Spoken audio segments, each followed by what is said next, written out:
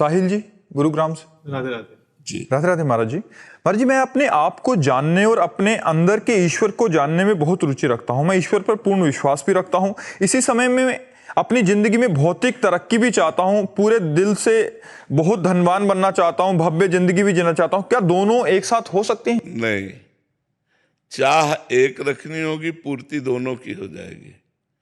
अगर आप धन की चाह रखोगे तो कभी आत्म अनुभव नहीं कर पाओगे, और आत्म अनुभव की चाह करोगे तो धन अपने आप प्राप्त हो जाएगा। धन की चाह मिटानी होगी। बिना धन की चाह मिटाए, यही तो बाधा है। कंचन कामिनी कीर्ति, स्त्री शरीर में आ सकती और धन में आ सकती और मान प्रतिष्ठा में आ सकती। यही आ सकती तो आत्मबोध नहीं होने देती, भगवत तत्व का अनुभव नहीं होने देती। अगर इसकी आसक्ति रखोगे तो आत्मबोध नहीं कर पाओगे, और आत्मबोध में चलोगे तो सब कुछ प्राप्त हो जाएगा, जो बिना चाहे अनचाहे प्राप्त हो जाएगा।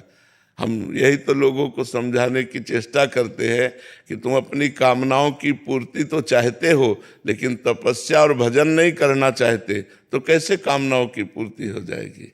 या तो अनुष्ठान करो, जप करो, तप करो, फिर मांगो तो पूर्ति हो जाएगी। तो हम धन भी चाहें कि सर्वश्रेष्ठ धन हमको प्राप्त हो, मैं धनी बनूं, तो इसके लिए आपको भगवान की आराधना करनी पड़ेगी। अब आत्मबोध चाहें तो फिर धन की आशा का त्याग करना पड़ेगा, क्योंकि धन की आशा और आत्मबोध बिल्कुल अलग दिशा है। जैसे बिहारी जी जाना चाहो और छठी कला की तरफ दौड़ो तो कभी बिहारी जी नहीं पा सकते, क्योंकि छठी कला का मार्ग उल्टा है। और बिहारी जी तरफ जाना चाहो और लेट के चलो तो बिहारी जी पहुंच जाओगे, क्योंकि ये दिशा बिहारी जी की है। तो आत्मबोध की दिशा है त्याग। त्याग और वैराग्य से युक्त हो तब ज्ञान होगा, उसी ज्ञान से आत्मबोध प्राप्त होगा। और धन का मार्ग है संसार का कर्म, जो बार बार अच्छे कर्मों का अनुष्ठान करते हुए धर्म पूर्वक चलता है तो वो एक दिन धन की प्राप्ति की सफलता प्राप्त कर लेता है। भगवान का भजन और प्रारब्ध अनुकूल हो तो धन की प्राप्ति हो जाएगी। हमारा कर्म भी सफलता पूर्वक होना चाहिए, और भगवान की कृपा भी होनी चाहिए, और प्रारब्ध भी अनुकूल होना चाहिए। तीनों जब मिल जाएंगे तब आप सबसे बड़े जो कामना कर रहे हो वो संपत्तिवान बन जाओगे। अब तप है नहीं तो आप संपत्तिवान कैसे बन सकते हैं? आपका प्रारब्ध नहीं है तो आप संपत्तिवान कैसे बन सकते हैं? भगवान की कृपा नहीं है तो आप संपत्तिवान कैसे बन सकते हैं? कौन ऐसा है जो नहीं चाहता संपत्तिवान मैं बनूं? भारत में पूछो, विश्व में पूछो, सबके अंदर यही कामना मैं संपत्तिवान बनूं। तो अपने कर्म को सफलतापूर्वक करना और प्रारब्ध अनुकूल होना और तपस्या के द्वारा भगवान की कृपा प्राप्त करना, जो चाहो प्राप्त कर लो। अब खाओगे मुर्गा मांस, पियोगे शराब, करोगे बेविचार और चाहोगे सर्वश्रेष्ठ धनी बनना, तो कोई भी नहीं।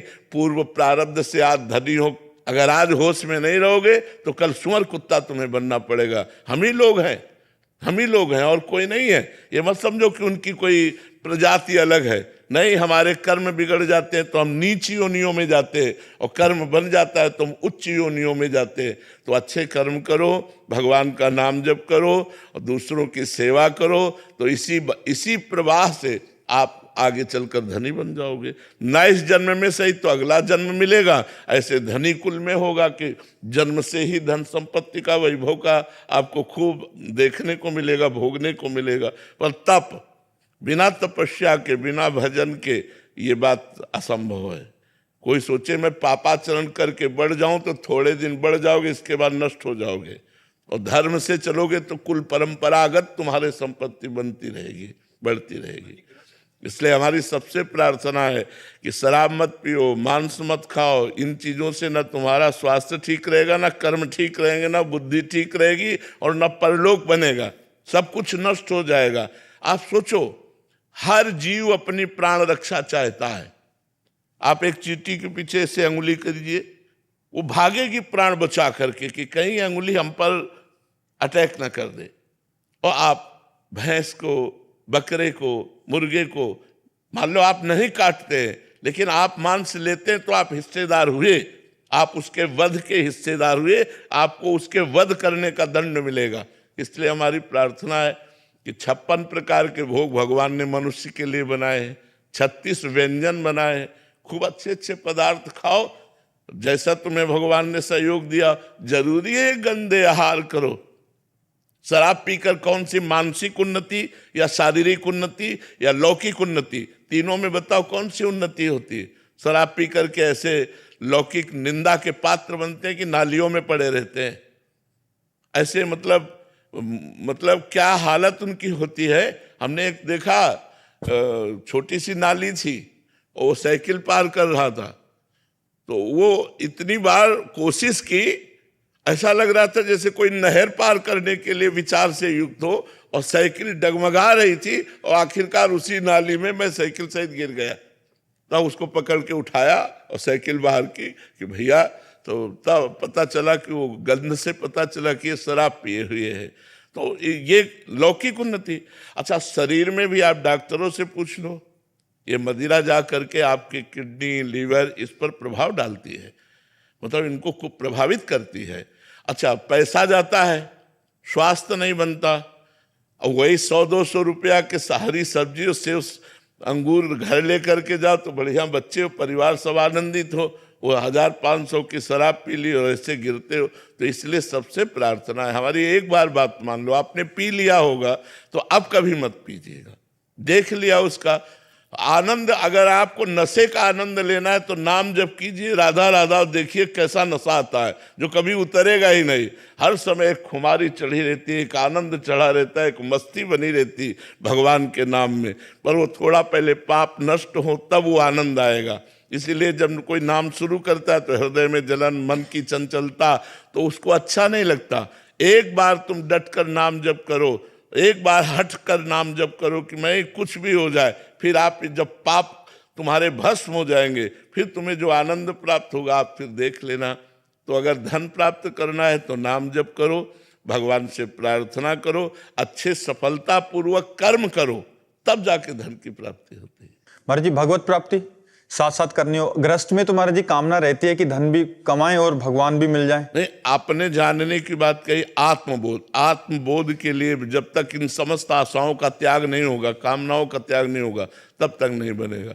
और गृहस्थ में भगवत प्राप्ति के लिए तो हमने इनको बताया कि कर्म को भगवत स्मरण करते हुए किया जाए, और वो धर्म पूर्वक कर्म हो और भगवान को समर्पित कर दिया जाए, पूरे जीवन यही किया जाए, तो भगवान कहते तेसाम हम समुद्धरता मृत्यु संसार सागरात।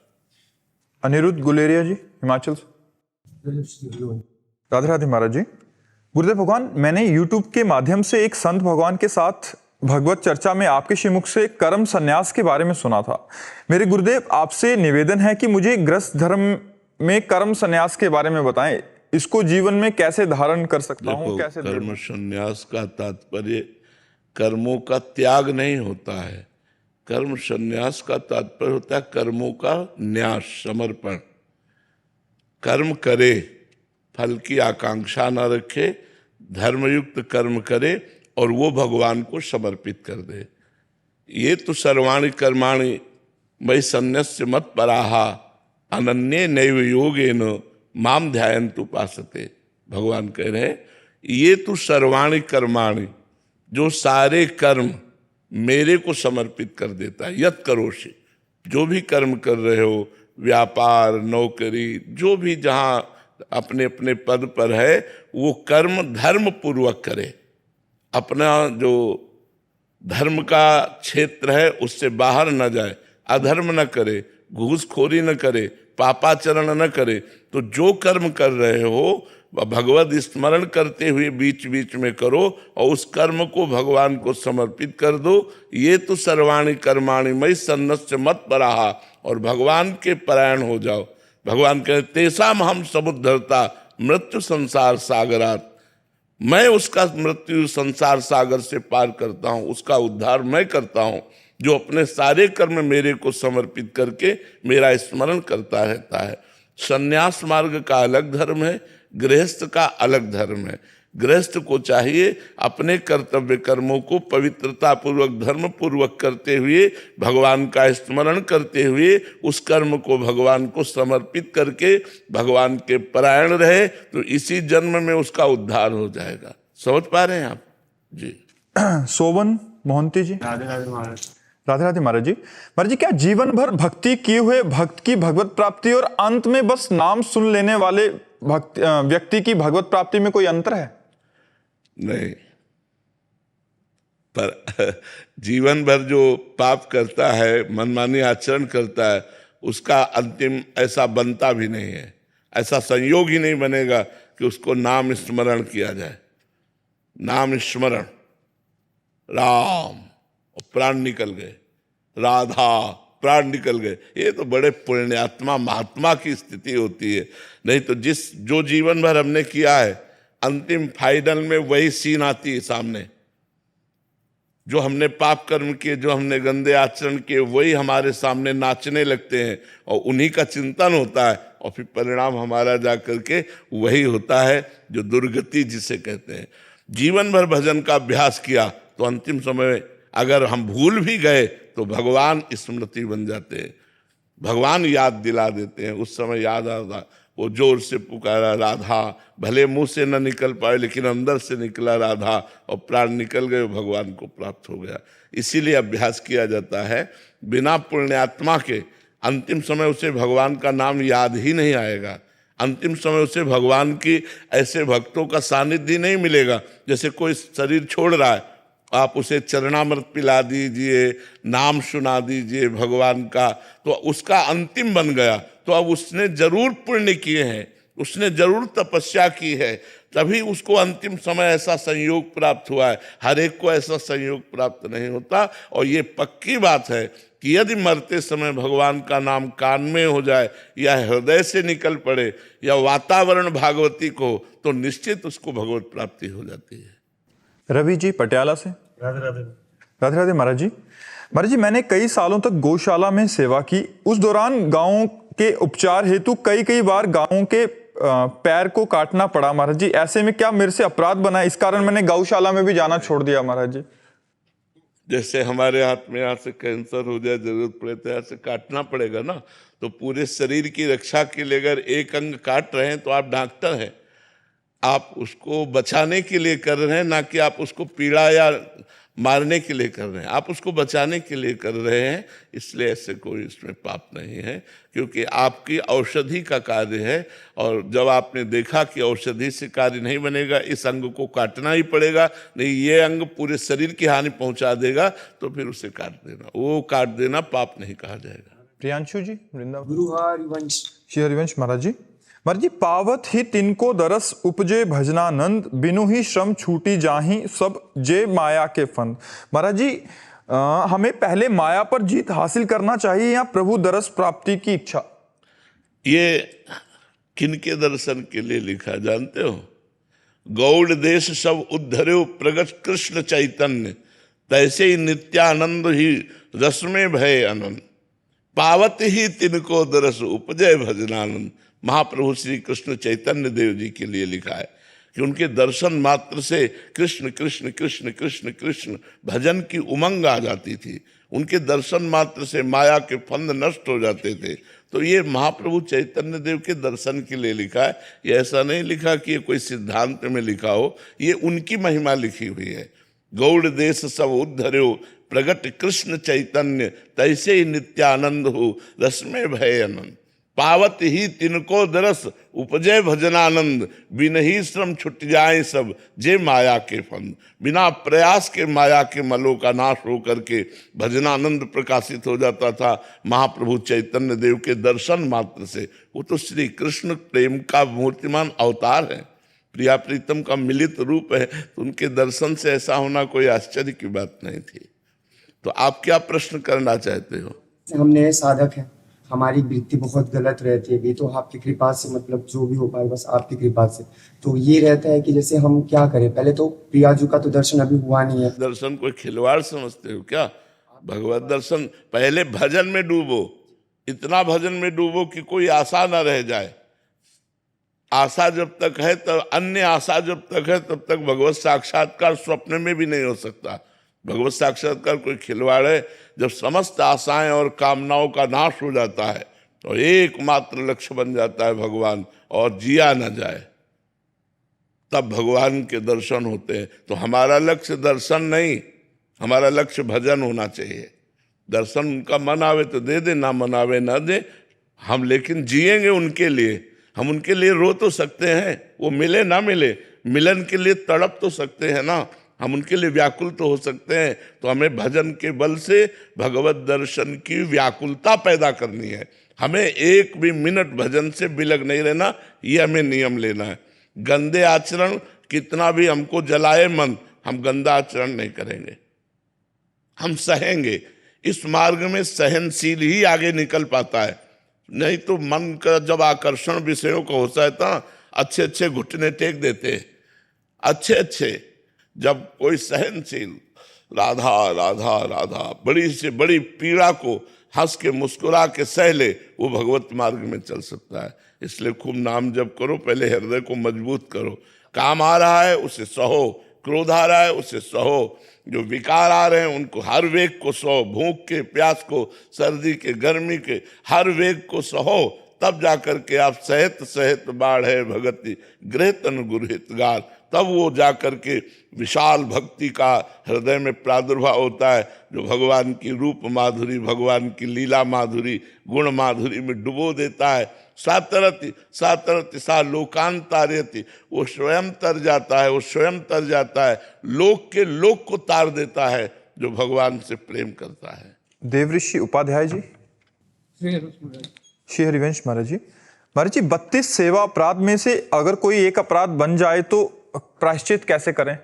नाम जप से, भगवान नाम जप से, नाम जप से अपराध नष्ट हो जाता है।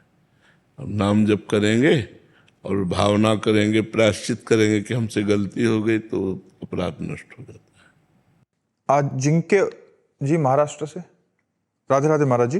महाराज जी, मेरा मन भक्ति और माया के बीच अक्सर डोलता रहता है। कभी मैं नाम जोप और साधना में स्थिर रहता हूं तो कभी मन लालच और सांसारिक कामों के पीछे भागता रहता है। महाराज जी, प्राय सबका ऐसा, मतलब कुछ लोग ऐसे होते हैं जिनका केवल मन माया में ही लगता है, भगवान में नहीं लगता है।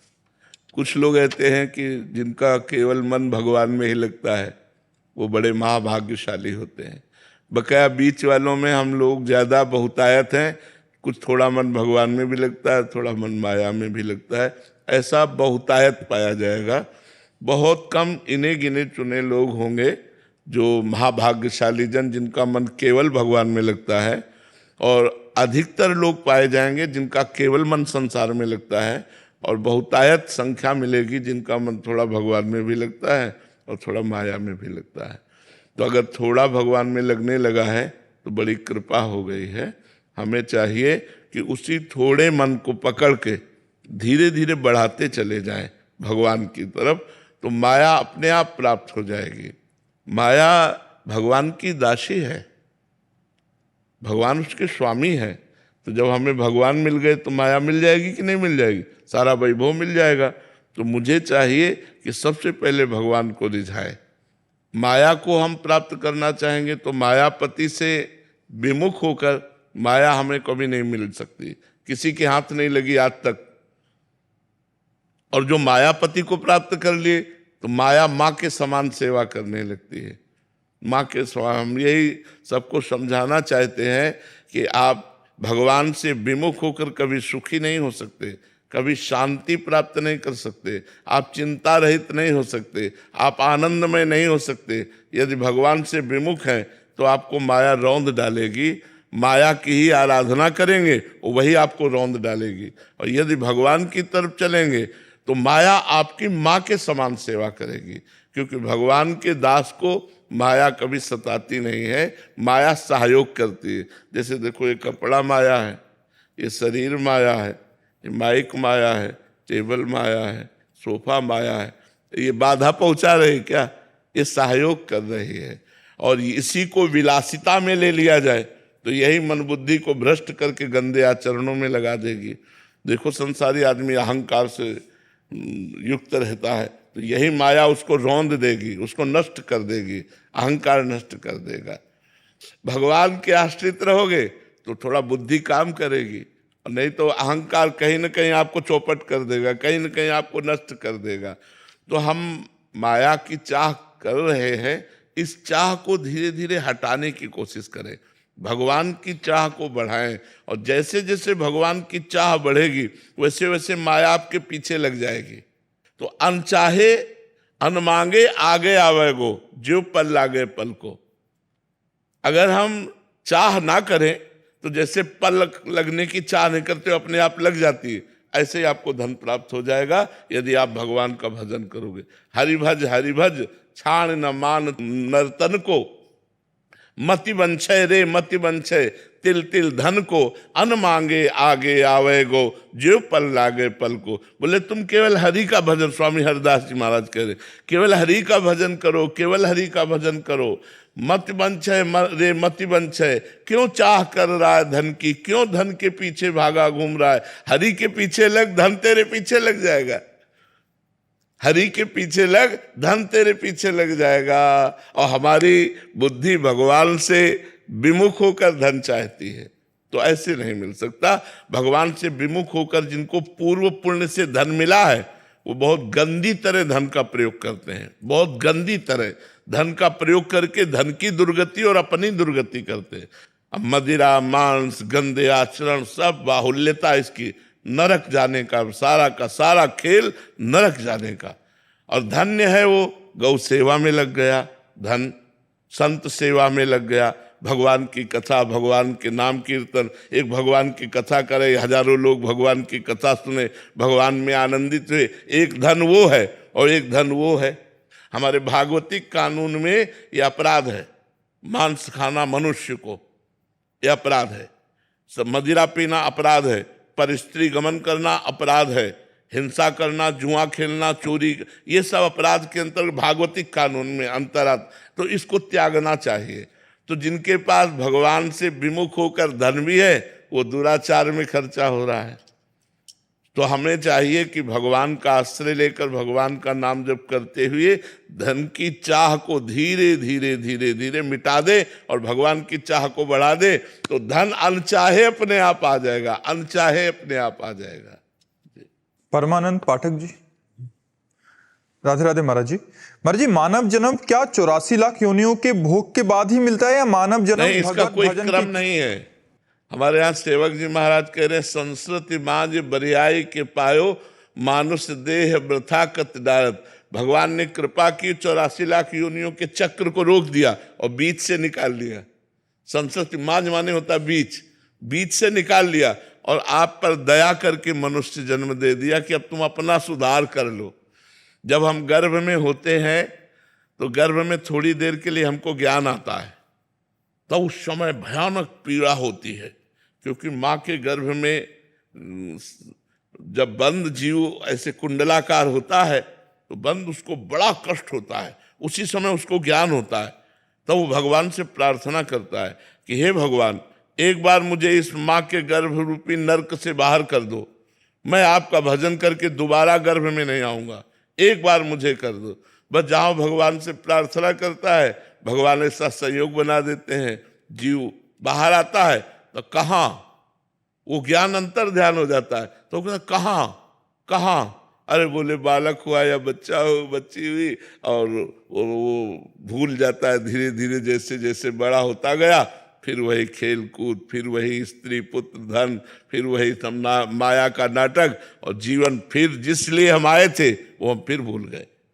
तो हमें चाहिए कि प्रधान कर्तव्य भगवान का भजन करते हुए जैसी परिस्थिति में भगवान ने हमें जन्म दिया है, जैसी परिस्थिति में रह रहे हैं उसमें संतोष करें। देखो, अगर संतोष करोगे तो जैसी स्थिति में उतने में आनंदित रहोगे, और संतोष ना हो तो करोड़ अरब खरब बढ़ते जाए फिर भी आप असंतुष्ट रहेंगे। सबसे बड़ा धन है संतोष धन। संतोष से कामनाओं का नाश होता है। संतोष करो, भगवान ने तुम्हें जो दिया है बहुत दिया है। नीचे झांक करके देखो, बहुत ऐसे लोग हैं जिनके पास जो तुम्हारे पास है वो उनके पास नहीं है। ऊपर मत देखो, नीचे झांक के देखो, बहुत से ऐसे लोग हैं जो तुम्हारे पास है वो उनके पास नहीं है। तो भगवान ने तुम्हें दिया, भगवान ने तुम्हें आंख दी, आंखें हटा देते तो कान दिया, श्रवणेंद्रिय हटा देते तो जबान दिया, सब कुछ दिया भगवान ने। अब भगवान का भजन कर लो, ना अपने कर्तव्य कर्म को करते हुए नाम जप लो। धन की चाह करोगे तो फिर धीरे धीरे बुद्धि खराब होती चली जाती है। जहां चाहे जिस डिपार्टमेंट में हो, जिसके दिमाग में धन है वो जरूर पापाचरण करेगा। तो हमें लगता है धन तो हमारी आवश्यकता है, गृहस्थी में है तो हम कर्तव्य कर्म कर रहे हैं, भगवान ने जितना हमें दिया उतने में संतुष्ट हो जाना चाहिए। गांव में एक प्रार्थना करते थे, साईं इतना दीजिए जामे कुटुंब समाए, मैं भी भूखा ना रहूं और अतिथि ना भूखा जाए। कोई दरवाजे से भूखा ना जाए और मैं भी भूखा ना रहूं, मालिक इतना हमको दे दीजिए। तो भगवान हमें लगता है इतना तो सब दिए ही है आप लोगों को। अब एकदम अरब खरबपति के सपने देखोगे तो कभी संतोष नहीं प्राप्त होगा, असंतोष ही रहेगा चाहे जितना धन बढ़ता चला जाए। तो हमें लगता है भगवान का आश्रय लेकर नाम जप करना चाहिए और अपने कर्तव्य कर्म को करना चाहिए। जो व्यापार, नौकरी, किसानी, जो भी कर्तव्य कर्म है उसको अच्छी तरह करना चाहिए और भगवान का नाम जप करना चाहिए। अनुपम दुबे जी, प्रयागराज से। राधे राधे महाराज जी। महाराज जी, हम जीवन में जो फैसले लेते हैं वो वही सही हो रहा है या पहले से सब लिखित है? नहीं, पहले से निश्चित केवल सुख और दुख है। जो प्रारब्ध कर्म बनता है वो दो कर्मों से बनता है, शुभ और अशुभ। शुभ का परिणाम जो सुख होता है सांसारिक, और अशुभ का परिणाम दुख होता है। ये जो हम फैसले लेते हैं ये क्रियमाण है, ये वर्तमान का है ना, ये पूर्व का तो नहीं ना। अभी हम फैसले ले रहे हैं, अब उस फैसलों में देखना है कि धर्मयुक्त फैसला है कि नहीं। अगर धर्मयुक्त फैसला है तो हमको चल देना चाहिए। वो प्रारब्ध से नहीं, वो पहले से निश्चित नहीं है फैसला। जो फैसला हम ले रहे हैं वो क्रियमाण का है। वो क्रियमाण, तीन प्रकार के कर्म है, संचित कर्म, प्रारब्ध कर्म और क्रियमाण। तो क्रियमाण मनुष्य शरीर में ही होता है, पशु पक्षियों में नहीं होता। तो इस जन्म में जो हम क्रियमाण कर रहे हैं कि आज ऐसा किया जाए, अब ऐसा किया जाए, ये हमारा क्रियमाण है, ये प्रारब्ध प्रेरित नहीं है। प्रारब्ध प्रेरित है कि आप जा रहे हैं और अचानक घटना घट जाती है, ये प्रारब्ध प्रेरित है। आप जा रहे हैं, अचानक आपको कोई धनराशि मिल जाती है, ये प्रारब्ध है। प्रारब्ध ऐसा नहीं कि आपको नया संकल्प बनवाता हो। नया संकल्प तो बनता है क्रियमाण से, और प्रारब्ध उसमें अचानक आता है। अचानक आपने बहुत बढ़िया व्यापार किया और अचानक दुकान में आग लग गई। अब आपका प्रारब्ध आपको दुख दे रहा है, क्योंकि आपने तो प्रयास किया क्रियमाण सुख के लिए, लेकिन प्रारब्ध बुरा है, उसने दुख प्रदान कर दिया। छोटी सी एक दुकान रखी, बढ़ती चली गई, ये आपका पूर्व प्रारब्ध है। नया क्रियमाण छोटा सा, लेकिन प्रारब्ध बड़ा था, वो आपको बढ़ाता चला गया। तो प्रारब्ध जो है वो सुख और दुख देता है। जो फैसले लेते हैं वो क्रियमाण से होते हैं, और ये अनेक जन्मों का, जो जन्मों का गोदाम लगा हुआ है कर्मों का, उसे संचित कर्म कहते हैं। शैली शर्मा जी, राधे राधे महाराज जी। महाराज जी, जो चीजें इस जन्म में हमारे लिए पाना असंभव है, मन में कामना बनी रहती है कि अगला जन्म हो तो वो कामना पूरी हो। अरे नहीं, बहुत गलत बात है। संसार की चाह की पूर्ति के लिए हमारा अगला जन्म हो, ये कितना बड़ा भ्रम है। अरे अनेकों जन्म व्यतीत हो गए और इन सब भोगों को भोगते हुए कभी चाह पूर्ति नहीं हुई। चाह मिटाने के लिए मनुष्य शरीर मिला है, चाह बढ़ाने के लिए नहीं मिला। ऐसा भ्रम मत करो, नहीं तो अनेक जन्मों से भटकते चले आए, अनेक जन्म आगे और हमको भटकने पड़ेंगे। अगर मानो आप इस जन्म में मनुष्य हैं तो क्या अगला जन्म आपको मनुष्य मिलेगा? क्या गारंटी, क्या गारंटी। भगवान ने कृपा करके मनुष्य जन्म दिया है, अगले जन्म में हम कहीं ऐसे पशु पक्षी न बने। इसलिए हमको इस जन्म में ऐसा उपाय कर लेना चाहिए कि हमारा या तो जन्म ही ना हो, और जन्म हो तो भगवान की कृपा से युक्त जन्म हो। ऐसा जन्म हो हम समाज सेवा कर सकें, हम भगवान नाम जप सकें, हम मंगल कर सकें, दूसरों का परोपकार कर सकें। ऐसी चाह मत करो कामनाओं की कि हमें अगला जन्म मिलेगा तो हमें हमारी चाह पूर्ति होगी। नहीं, बड़े बड़े सम्राट हो गए, भोगों को भोगते हुए कभी उनकी चाह पूर्ति नहीं हुई, तो हम लोग तो कैसे पूर्ण कर सकते हैं अपनी चाह को। चाह तो देवराज इंद्र की भी नहीं पूर्ति हुई, जिसके पास अप्सराएं हैं। देखो एक घटना, गौतम ऋषि की पत्नी अहिल्या बड़ी सुंदर थी। देवराज इंद्र ने, अब वो तो त्रिभुवन का स्वामी है, तो सोचो स्वर्ग की एक अप्सरा उतर जाए तो ऋषि मुनियों के मन को चंचल कर देती हैं।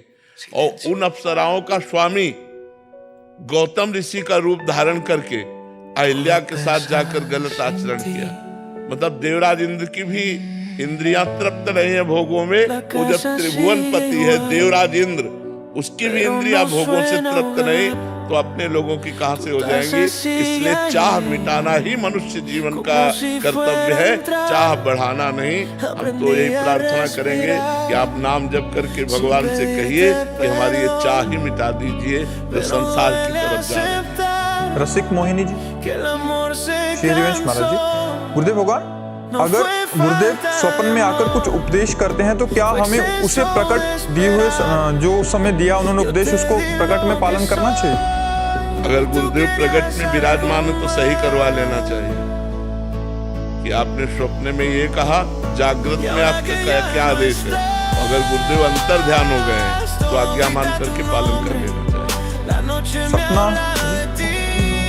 राधे महाराज जी, महाराज जी मेरा प्रश्न है कि जब तक मेरी नौकरी नहीं लगी थी तब तक सब व्यर्थ सा लगता था, लेकिन आज जब नौकरी लग गई तो मुझे अभी सब व्यर्थ लग रहा है। सिर्फ जीवन यापन के लिए नौकरी करना जरूरी है या कोई इसका आध्यात्मिक महत्व भी है? आध्यात्मिक महत्व भी है। यदि आप नाम जप करते हुए अपनी नौकरी को करें और परिवार को भगवान का स्वरूप मानकर उसकी सेवा में धन को लगाएं, और जो धन कमाती है उससे कुछ हिस्सा, मान लो कुछ हिस्सा निकाल कर गौ सेवा में, संत सेवा में, बीमारों की सेवा में कहीं ऐसी जगह लगा दें तो आपकी नौकरी का आध्यात्मिक योग बन जाएगा। उससे बहुत बढ़िया लाभ प्राप्त होगा। धन से बहुत बढ़िया धर्म भी होता है। यदि धर्म पूर्वक धन कमाया जाए तो बहुत से ऐसे लोग हैं जो बीमार हैं, औषधि के लिए परेशान हैं। हम अगर रोज थोड़ा थोड़ा एकत्रित करें, 4-6 महीने में एक अच्छी धनराशि हो सकती है। 10-20 हजार ही सही, हम कहीं बूढ़ी गौओं की सेवा हो रही है, अनाथ गौओं की सेवा हो रही है, ऐसी जगह हम डोनेशन कर दें जहां इस तरह के हमारे धन का सदुपयोग हो। वैसे शास्त्रीय आदेश तो ये है कि धर्म पूर्वक कमाए हुए धन का दशांश दान करना चाहिए। 100 में 90 रुपए तुम खर्चा करो तो 10 रुपए परोपकार में लगा दो। धर्म में, धर्म से कमाए हुए, पापाचरण का नहीं, पापाचरण का नहीं। जो लोग ऐसा कहते हैं वो गलत है। धर्म से कमाए हुए धन से दशांश यदि दान किया जाए तो वो हमें भगवत प्राप्ति के मार्ग में सुदृढ़ कर देगा। और नाम जप करते हुए यदि हम अपने कर्तव्य कर्म को करें तब तो कहना ही क्या है। तो आप नौकरी मत छोड़िए, नौकरी कीजिए, परिवार का पोषण होता है, समाज की सेवा होती है उससे, और नाम जप कीजिए। अधर्मयुक्त कोई कार्य ना होने पाए ये सावधानी रखिए। महाराज जी, क्या केवल नाम जप करने से मोक्ष प्राप्त हो जाएगा मुझे? अरे मोक्ष का मोक्ष हो जाएगा नाम जप कर। दीयमानम न गृहणन्ति विना मत सेवनम जना। नाम जापक तो मोक्ष का भी त्याग कर देता है, मोक्ष का भी मोक्ष हो जाता है। नाम जप करके तो देखो, दीयमानम न गृहणन्ति विना मत सेवनम जना। भगवान की सेवा के सिवा वो मोक्ष भी नहीं चाहता नाम जापक। इसलिए नाम जप के तो देखो, नाम जप की अपार महिमा है। यद्यपि नाम और नामी अभेद है, लेकिन ब्रह्म राम ते नाम बड़, वरदायक वरदान। वरदान देने वालों को भी वरदान देने की सामर्थ्य नाम में विराजमान है। और ब्रह्म राम से भी बढ़कर के उनका नाम है। और कहूँ कहाँ लग नाम बढ़ाई, और राम न सकत नाम गुण गाई। नाम की जितनी महिमा है स्वयं नामी भगवान भी नहीं गा सकते। इसलिए हम तो कहते हैं नाम जापक जितना अधिक नाम जप करेगा, अगर वो नाम के द्वारा प्रेम प्राप्त कर लिया तो मोक्ष का भी मोक्ष हो गया, मोक्ष का भी त्याग हो गया। इसलिए खूब नाम जप करो। किशन सिंह नेगी जी, बरेली से। राधे राधे। राधे राधे महाराज जी। महाराज जी, पिछले 3 सालों से आपका सत्संग सुन रहा हूँ, तब से जीवन में बहुत सुधार आया है। नास्तिक से आपने आस्तिक बना दिया और तमोगुनी भोजन से सतोगुनी भोजन करने लग गया हूँ, और अब इच्छा भी नहीं है वैसे भोजन की। महाराज जी, आध्यात्मिक जीवन में सफलता पाने के लिए क्या करना चाहिए? हम ये कैसे जान पाएं कि आध्यात्मिक जीवन में सफल हो रहे हैं हम? सत्संग, सत्संग से हमें पता चलता रहता है कि अब हमारी कितनी उन्नति हो रही है।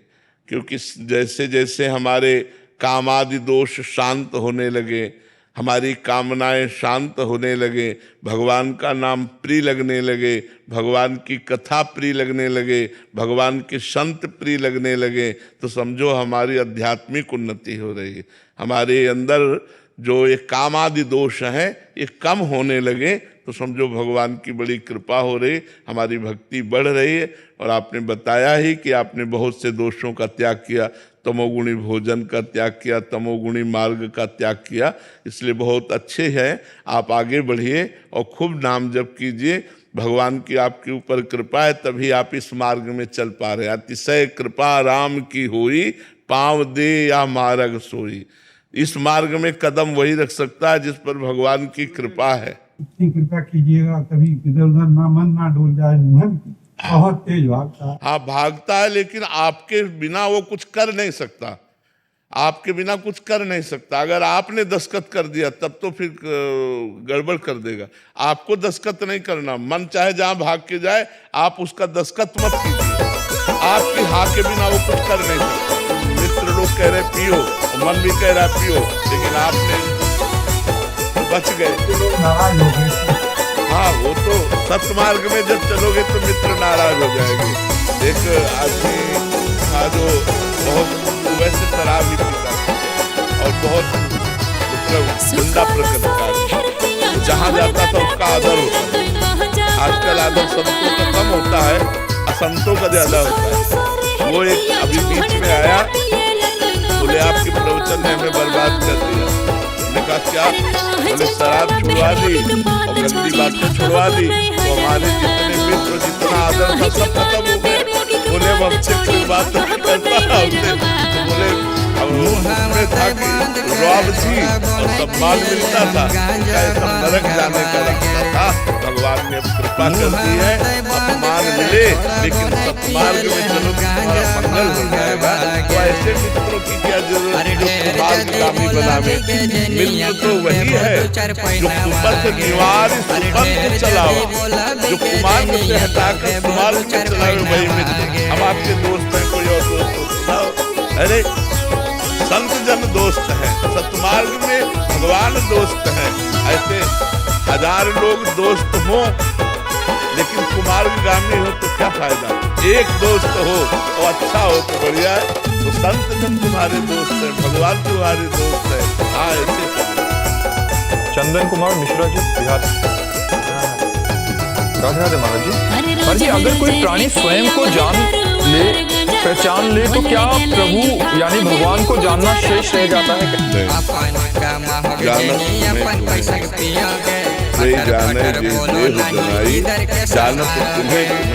जो अपने को जान लेता है वो भगवान को जान लेता है, जो भगवान को जान लेता है वो अपने को।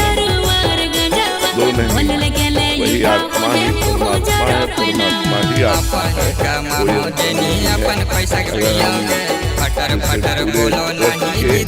एक पूरे का परखी के द्वारा देख लिया तो पूरे ट्रक का दाम लगा देते।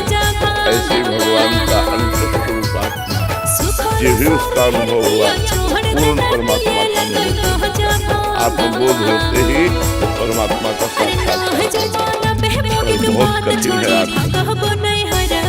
इस शरीर में इतनी आसक्ति हो गई है, इंद्रियां इतनी भोगों में प्रबल हो गई है कि आत्मा की तरफ वृत्ति ही नहीं जाती, देह की तरफ ही वृत्ति रहती है, भोगों की तरफ वृत्ति रहती है। बड़ा उल्टा हो गया। विषयों ने इंद्रियों को अधीन कर लिया है, इंद्री ने मन को अधीन कर लिया है और मन ने बुद्धि को अधीन कर लिया है। जो निर्णय होता है सब गलत होता है। उल्टा इसका ठीक हो जाए। बुद्धि मन को अधीन कर दी और मन इंद्रियों को अधीन कर दी और इंद्री विषयों को अधीन कर दी तो सही नहीं है। अब इसके लिए गुरु चरणों का साधना करना इसका मुद्दा है। ऐसे प्रवाह ऐसे बड़ा कच्चा इंद्रियाणी अब हमें परमात्मा की तरफ ऊर्ध चलाना है। जैसे जल का प्रवाह नीचे है और उसे ऊर्ध चलाना है, ऐसे ही हमारी इंद्रियों का प्रवाह माया की तरफ, इसे परमात्मा की तरफ चलाने के लिए मंत्र की जरूरत है। तो हमें गुरु मंत्र मिले और हम खूब जब करें तो उसके प्रवाह से हमारी बुद्धि शुद्ध हो और वो मन को अपने अधीन करे, मन इंद्रियों को अधीन करे, इंद्रियों के अधीन विषय रहे, न कि विषयों के अधीन इंद्रियां रहे। सब कुछ उल्टा हो चुका है, इसको सीधा करना है भजन के द्वारा। और जब ये ठीक हो जाएगा तो सही संकल्प करेंगे, सही निर्णय निकलेंगे। अभी गलत कुछ भी हो, मन की बुद्धि से दस्तक करा लेता है, मनमानी आचरण होते रहते हैं और हम जलते भी रहते हैं, दुख भी पाते हैं, फिर भी वही करते हैं। बड़ा बड़ा एक बार कहेगा कि मैं कसम खाता हूँ कभी नहीं करूँगा, तैयार है वही करने के लिए। तो ये भजन के द्वारा ठीक होता है।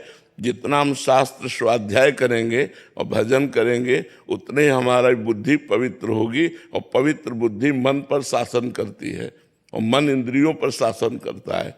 इसको शास्त्रों में वर्णन किया गया कि शरीर एक रथ है, इंद्रियां इसके घोड़े हैं, इंद्रिय रूपी घोड़ों की लगाम मन है और लगाम को पकड़ने वाला सारथी बुद्धि है। अब बुद्धि अगर शिथिल है, लगाम छोड़ दी तो इंद्रिय रूपी घोड़े कहीं भी गिरा सकते हैं। जैसे ड्राइवर नशे में वो कहीं भी ठोक सकता है गाड़ी को, ऐसे हमारी बुद्धि माया के नशे में है। अब माया का नशा उतरे तब सही ये मार्ग चयन करके चल पावे। अभी तो जो मन आया सो खा लिया, जो मन आया सो पी लिया, जो मन आया देख लिया, जो मन आया सुन लिया, जो मन आया भोग लिया, यही है मनमानी आचरण होना। और उस जब बुद्धि शुद्ध हो जाती है तो ठीक आहार विहार, देखना सुनना बोलना, वो सब निरपराध होता है, वो सब भागवतिक होता है। तब वो भगवान की तरफ, तब वो आत्मज्ञान की तरफ बढ़ता है, तब उसे इन शरीरों से वैराग्य और स्वरूप का बोध प्राप्त होता है। कठिन मार्ग है पर असंभव नहीं है। अगर हम गुरु चरणों का आश्रय लेकर प्रयास करें तो हम गृहस्थी में भी ये अनुभव कर सकते हैं। पर बराबर भजन, मन लगे चाहे ना लगे, सुख मिले चाहे ना मिले, शांति मिले चाहे ना मिले, हमें भजन करना है, ऐसा जो निश्चय कर लेता है वो निकल जाता है। और जो ये कि सुख मिले, अरे अभी तो वही काम आ रहा है, अभी तो वही मन अशांत है, इसका मतलब कोई लाभ नहीं मिला, और उसकी श्रद्धा पे टिक नहीं पाती है। बहुत काल तक भजन करता रहे तब वो माया को परास्त करके स्वरूप बोध की तरफ बढ़ता है। प्रांशु जी, अहमदाबाद